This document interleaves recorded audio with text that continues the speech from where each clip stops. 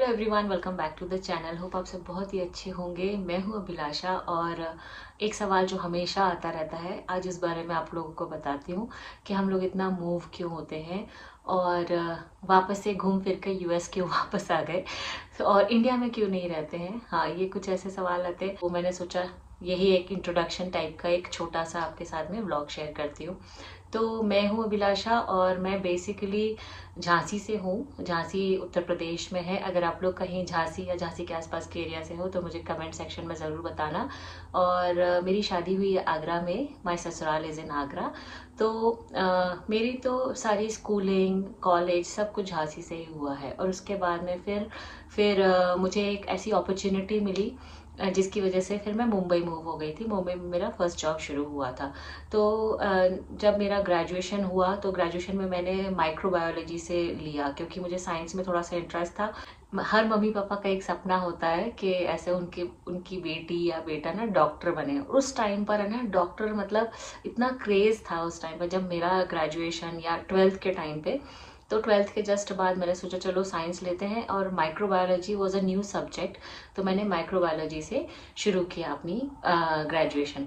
तो ग्रेजुएशन तो बहुत अच्छे से निकल गया। अब ग्रेजुएशन के बाद में मुझे पोस्ट ग्रेजुएशन करना था, तो अब मैंने सोचा मैं क्या करूँ। तो माइक्रोबायोलॉजी के बाद में फिर मैंने सोचा चलो अप्लाइड केमिस्ट्री में करती हूँ। तो दूसरा सब्जेक्ट मैंने लिया अप्लाइड केमिस्ट्री। तो कुछ सब कुछ है ना, साइंस की लाइन में ही जा रही थी मैं, क्योंकि मुझे मेरे पेरेंट्स ने कभी तो ऐसा बोला होगा कि डॉक्टर के लिए तैयारी करना, तो मैंने शायद उसी लाइन में सोचा था। फिर खैर आगे जाके वो हुआ नहीं, वो मैं आपको आगे बताती हूँ। एक साल निकल गया, लेकिन फिर है ना मैंने सोचा वो रास्ता बहुत ही लंबा है, क्योंकि मैं अप्लाइड केमिस्ट्री से पहले पोस्ट ग्रेजुएशन करूंगी, फिर पीएचडी करनी पड़ेगी, थीसिस एंड ऑल दैट, बहुत लंबा प्रोसेस है। और मुझे रास्ता बहुत लंबा लग रहा था। ऐसा नहीं कि मुझे शॉर्टकट रास्ते पसंद हैं, पर मैंने सोचा कि चलो लाइन चेंज करते। तो तभी ऐसा हुआ, बाय लक मेरे पापा एक फॉर्म लेकर आए, क्योंकि पापा के एक फ्रेंड है हमारे फैमिली अंकल। तो उन्होंने सजेस्ट किया कि एमबीए का एक नया कॉलेज आया है और ये फॉर्म्स निकले हैं, तो तुम फॉर्म फिल कर दो। फॉर्म फिल करना था सबसे पहले, जो एक टेस्ट होना था, ऑनलाइन टेस्ट होना था उसके लिए।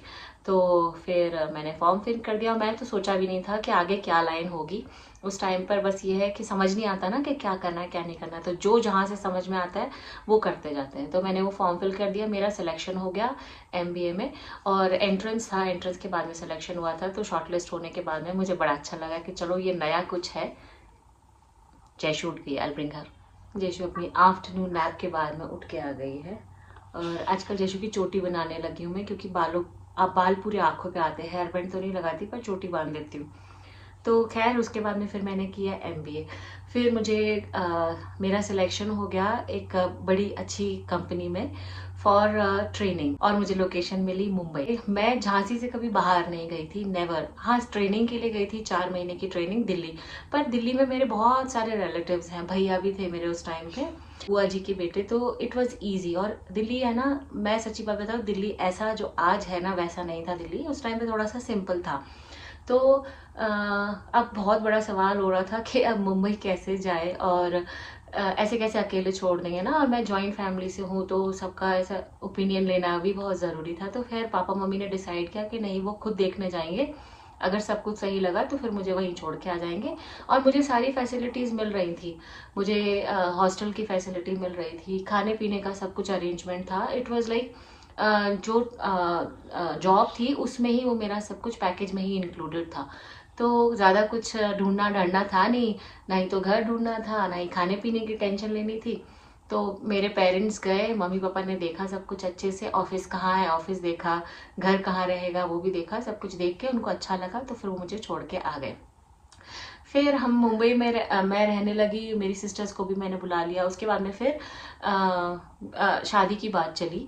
तो फिर मेरी शादी हुई है शादी.com के थ्रू। हाँ, ये उस टाइम पे बहुत सब लोगों को लगता था कि बहुत सारे फेक प्रोफाइल्स भी हैं, फेक पोर्टल्स भी होते हैं ऐसे, विच इज़ ट्रू। और हर पेरेंट को डर लगता है, लेकिन फिर भी क्योंकि हमें प्रोफाइल अच्छी लगी थी मेरे हस्बैंड की, तो आपस में इंट्रैक्शन हुआ। उसके बाद में फिर कुंडलियाँ मैच हुई, वो ज़रूरी था।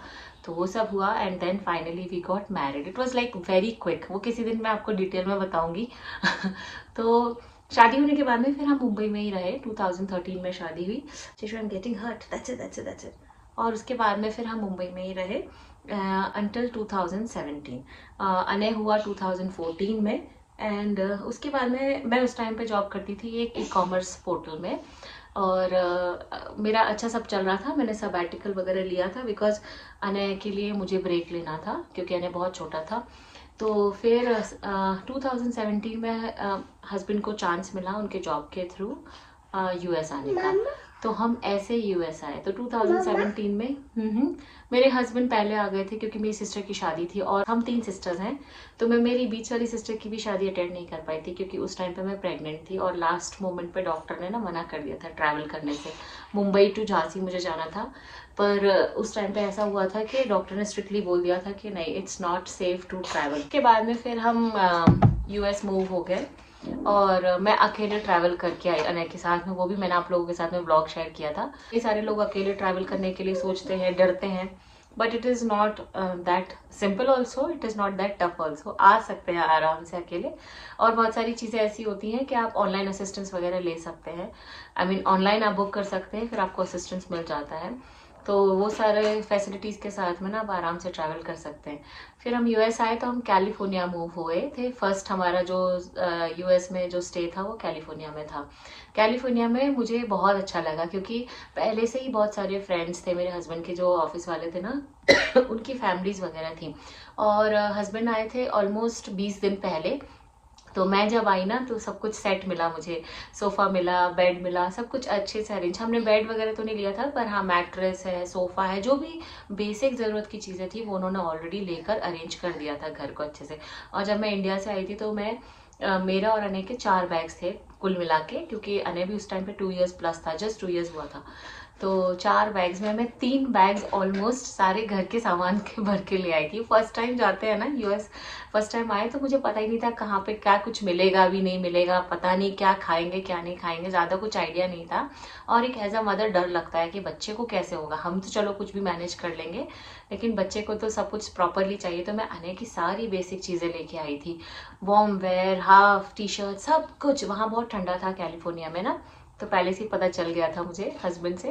तो मैं उस हिसाब से सारी तैयारी करके लेके आई थी। किचन के बर्तन, स्टील के, कुकर, ये वो 25 चीज़ें और इतना एकदम प्रिपेयर्ड होके आई थी।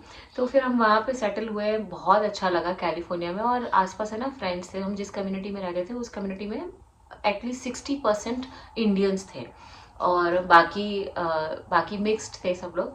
तो हमारा इंडियंस का जो ग्रुप था ना एक फ्रेंड्स लोगों का, उनके साथ में हमने बहुत मज़े किए, होली सेलिब्रेट की, और हर छोटी छोटी चीज़ पे ना पॉटलक करते थे। आउटडोर भी पॉटलक करते थे, कभी कभी किसी के घर में भी पॉटलक करते थे, मज़े आते थे बहुत, बर्थडे सेलिब्रेशंस वगैरह।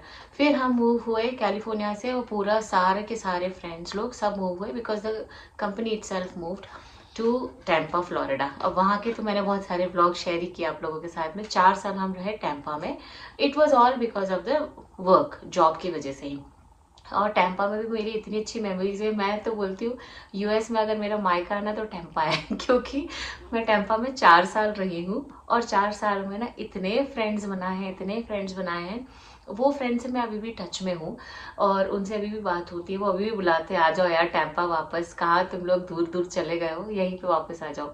4 साल वहाँ रहे तो we had a very good time. वहाँ पे ना जो मंदिर है वहाँ से बहुत अच्छा कनेक्शन था मेरा। नवरात्रि में, दिवाली में इतने सारे फंक्शंस वगैरह सब होते थे, वहाँ पूजा होती थी। तो it was a good time over there. And Tampa की एक खास बात ये है ना कि वेदर अच्छा है तो आप बच्चों को लेके बाहर कभी भी जा सकते हैं। देयर इज़ नो रिस्ट्रिक्शन कि ठंडा है या ये। वहाँ पे ना ही तो बहुत एक्सट्रीम में ठंडी पड़ती है, जैसे ह्यूस्टन में बहुत गर्मी पड़ती है, ऐसे वहाँ पे ना तो बहुत एक्सट्रीम में गर्मी पड़ती है, ना ही एक्सट्रीम में ठंडी पड़ती है। ठंडी तो बहुत ही कम पड़ती है।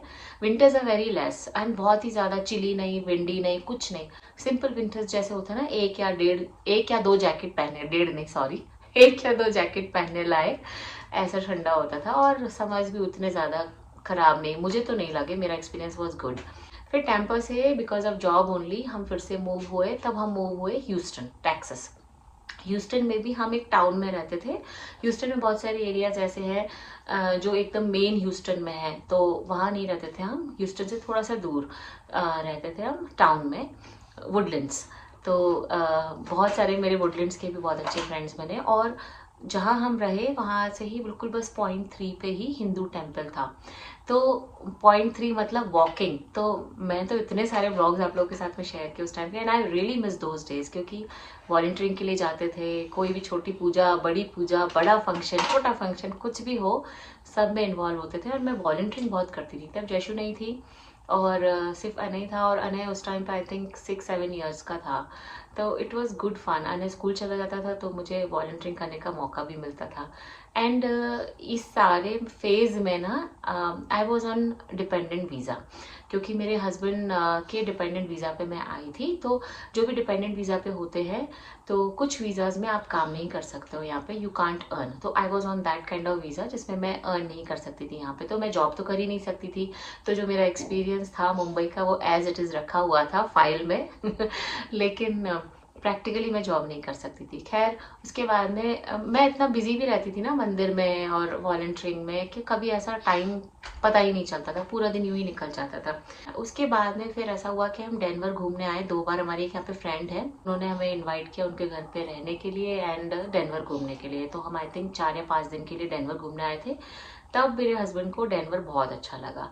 तो फिर ऐसे यहाँ पे ना डेनवर इज़ रियली ब्यूटीफुल, क्योंकि माउंटेन एरिया है। In fact Colorado itself is very beautiful. Mountain area है, स्नोफॉल होती है, ठंडा वेदर है, प्लेजेंट वेदर भी है कई बार कई जगह पर, और बहुत ज़्यादा गर्मी नहीं है। And it's like more of trekking. अगर आपके बच्चे बड़े हैं तो मज़ा ही आ जाएगा, क्योंकि छोटे बच्चों के साथ में थोड़ा सोचना पड़ता है कहीं जाने के लिए, लेकिन बड़े बच्चों के साथ में तो ट्रैकिंग करो बिंदास, जहाँ तक भी जाना है लंबे लंबे ट्रैक्स हैं यहाँ पे।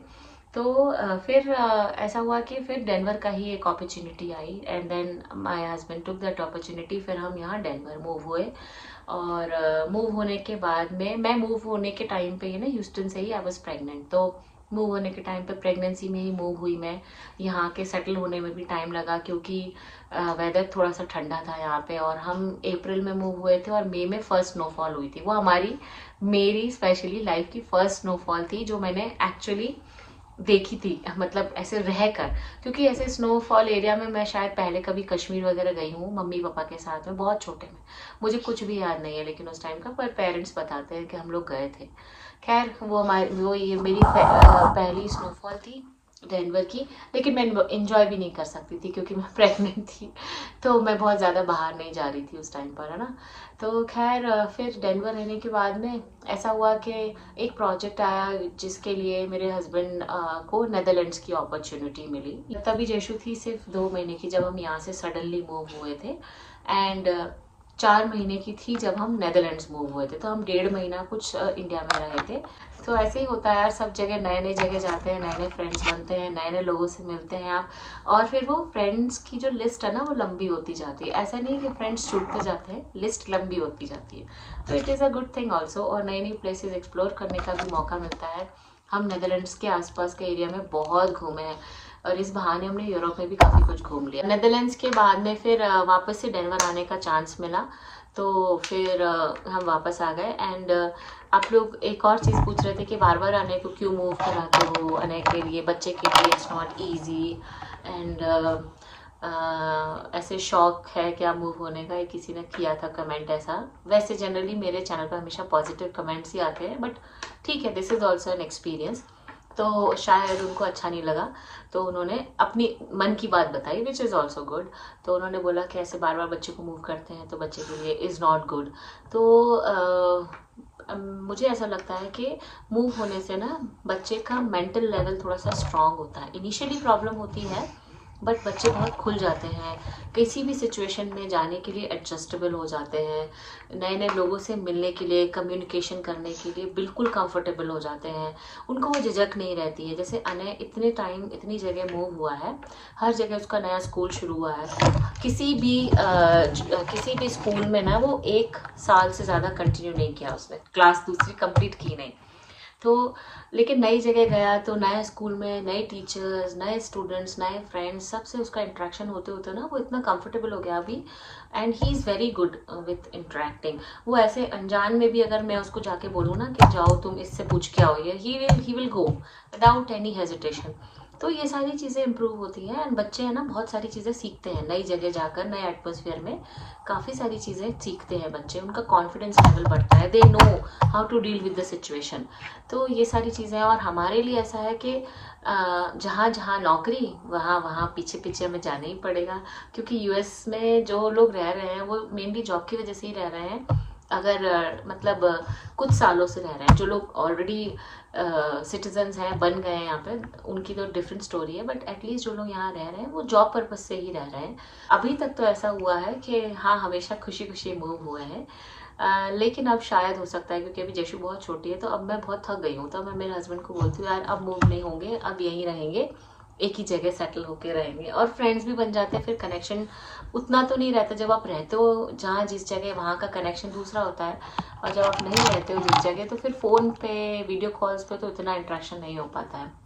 खैर यही थी हमारी कहानी, और वापस हम आ गए हैं डेनवर। लेट्स सी अब कहाँ मूव होंगे, या होंगे भी या नहीं होंगे, या डेनवर में ही रहेंगे।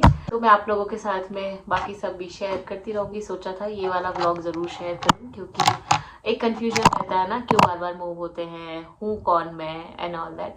तो किसी दिन मैं अपनी फैमिली के बारे में भी आप लोगों को थोड़ा थोड़ा सा ज़रूर बताऊंगी। जैसे बिल्कुल कैमरा के सामने आ गई है, तो अब मैं इस व्लॉग को यहीं पर एंड करती हूँ और आपसे मिलती हूँ नेक्स्ट व्लॉग में। इसमें मैंने बिल्कुल सब कुछ सच बताया है। अगर आप लोगों को फिर भी कोई क्वेश्चंस हो तो प्लीज़ मुझे कमेंट सेक्शन में ज़रूर बताना। I love reading your comments. तो चलिए bye bye, take care, please stay connected, please एक अपने कमेंट ज़रूर ड्रॉप कर दिया करो यार। Thank you so much. टिशू से bye bye. Bye bye. Look here and say bye bye. Look here. Say bye bye. Bye bye. Bye.